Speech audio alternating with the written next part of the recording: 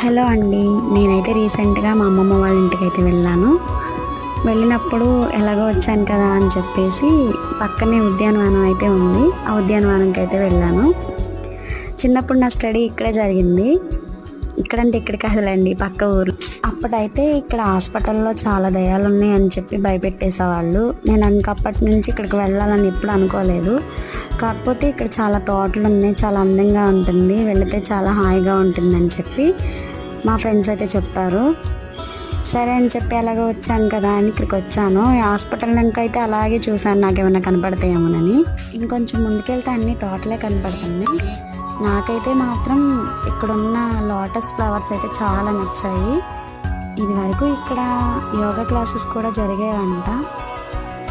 ఇది ఇంకా డెవలప్ చేస్తే బాగుంటుందని నా ఆలోచన. అయితే మీరేమంటారు చెప్పండి, కామెంట్ చేయండి. Full video YouTube channel upload చేస్తాను.